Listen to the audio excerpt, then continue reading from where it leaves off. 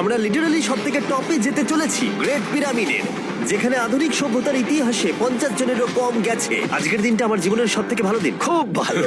আর যার জন্য সবাই এতক্ষণ আমরা অপেক্ষা করছিলাম, ফাইনালি এবার আমরা গ্রেট পিরামিডের টপে যাব। পিরামিডের ওই অংশ অব্দি আমরা যেতে চলেছি, দেখা যাক কি হয়। আর আমরা যাতে এই পুরো পিরামিডটাকে এক্সপ্লোর করতে পারি, তাই আমাদের গাইডরা পরামর্শ দিল পিরামিডের সব থেকে উঁচু জায়গায় যাওয়ার আগে সবচেয়ে নিচু জায়গায় যাওয়ার, পিরামিডের কয়েকশো ফুট নিচে। কেন আমরা এই 300 ফুট গভীর টানেলের মধ্য দিয়ে নিচে যাচ্ছি? আরে তুমিই তো এইসব জায়গায় যেতে চাও যেখানে কেউ যেতেই চায় না। কেন ফেরাওরা ওঠার জন্য একটা সুন্দর সিঁড়ি তৈরি করেনি? কারণ তারা তাদের মমি আর ধনসম্পত্তি প্রোটেক্ট করবার জন্য এসব করেছে, এছাড়া আর কোনো কারণ 6 নেই। ফুট 5 ইঞ্চি হওয়ার জন্য আমার পিরামিডে এসে আফসোস হচ্ছে। হ্যাঁ ভাই, ঠিক বলেছো।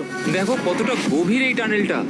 কেন আমি এত লম্বা হলাম? প্লিজ বলে যে আমরা অর্ধেক রাস্তায় এসে গেছি। না না, আমরা অর্ধেকটাও আসিনি। আরো মিথ্যে বলছিল না। এই টানেলটা এখনো কয়েকশো ফুট বাকি আছে, আর এই সরু পথ দিয়ে 1 ঘন্টা ধরে কষ্ট করে যাওয়ার পরে আমার হাঁটু জিমি, মনে হচ্ছে যেন আমাদের জ্যান্ত কবর দেওয়া হচ্ছে। আমরা ফাইনালি পৌঁছে গেলাম নিচে। ও কতক্ষণ পরে দাঁড়ালাম, পাগল হয়ে যাওয়া অস্বাভাবিক নয়। আমরা এই এতটা নিচে প্রায় 300 ফুট হামাগুড়ি দিয়ে এলাম। ওরে বাবা, আমার পাটা গেল, খুব ব্যথা করছে। ও, এটা তো অনেক বড়। যখন আমরা প্রথম ডিসকভার করেছিলাম, যখন এখানে এলাম, এই এত বড় চেম্বারে এখানে একটা কিচ্ছু ছিল না। এটা খালি কেন রয়েছে? এটা একটা ফাঁদ। ওরা এত কষ্ট করে একটা ফাঁদ তৈরি করেছিল একদম, যাতে তুমি আরো খোঁজো। যে চেম্বার আমরা খুঁজে পেয়েছিলাম সেটা আসল ছিল। ওটাও একটা ফাঁদ ছিল। তার মানে খুফুর দেহ এখনো এখানে কোথাও থাকতেই পারে, পিরামিডের যে কোনো অংশে। এটা প্রমাণ করে যে পিরামিডগুলো মিশরের রাজাদের সমাধি হিসেবেই তৈরি করা হয়েছিল, আর এই জায়গাটা সমস্ত পিরামিডের মধ্যে গভীরতম অংশ। শোনো, আমি হতে চলেছি পিরামিডের সব থেকে গভীরে যাওয়া মানুষ। আমি এখন পিরামিডের সব থেকে লোয়েস্ট পয়েন্টে আছি। আর যেহেতু এখন আমরা পিরামিডের সব থেকে নিচু অংশে চলে এসেছি, তাই এবার যাব টপে। এখান থেকেই আরেকটা রাস্তা আমাদের নিয়ে গেল ওপরের দিকে, যেখানে আমরা দেখা করলাম ডক্টর জাহির সাথে, যে আমাদের পিরামিডের টপে নিয়ে যাবে। এখন তোমাদের মধ্যে যে কোনো 5 জন আমাদের সঙ্গে ওপরে যেতে পারবে। মাত্র 5 জন? হ্যাঁ, 5 জন। কে তাহলে থাকবে? ঠিক আছে। Rock paper scissor shoot. Nolan, তোমাকে ছাড়া খারাপ লাগবে। আমি জিতে গেছি। আর সেখান থেকে আমরা গেলাম আবার সেই করিডোরে, যেখান থেকে আমরা ডে 1-এ রাজার সমাধির কাছে গেছিলাম। আমরা শুরু করেছিলাম এই ভিডিওটা এখান দিয়ে নিচে গিয়ে, কিন্তু এই ভিডিওটা শেষ করব টপে হিডেন চেম্বারে গিয়ে। আর গত 5000 বছরে সর্বমোট 50 জনেরও কম মানুষ ওপরে গেছে। বলা হয়নি আমার উঁচু জায়গায় ভয় লাগে। এখন এসব বলে আর কোনো লাভ নেই। আর তোমাদের বলে রাখি, ওপরে ওঠাটা এতটাও সহজ নয়। ওই সিঁড়ি দিয়ে ওপরে উঠে আমাদের আরেকটা সরু প্যাসেজ দিয়ে যেতে হতো। এই চ্যালেঞ্জের শেষ ঘন্টায় আমরা পিরামিডের টপে উঠছি। এটা খুব কঠিন। খুব ভালো জিমি, খুব ভালো। আমি ভেবেছিলাম এটা সহজ হবে।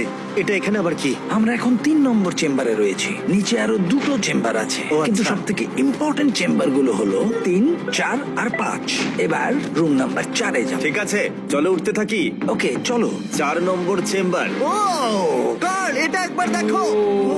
দেখো, আমরা আর কিছুক্ষণের মধ্যেই পিরামিডের একেবারে টপে পৌঁছে যাব। এটা আমার সব থেকে প্রিয় ভিডিও হতে চলেছে। কত ভালো লাগছে তাই না, যে নোলান এখানে নেই।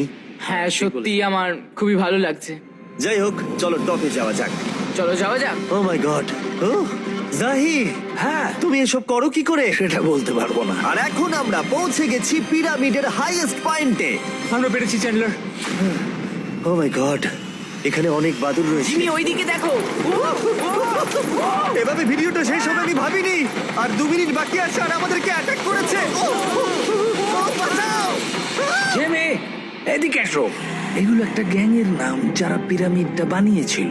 হ্যাভার মানে দল, সিমসু মানে বন্ধু, কার্তুস খোফু।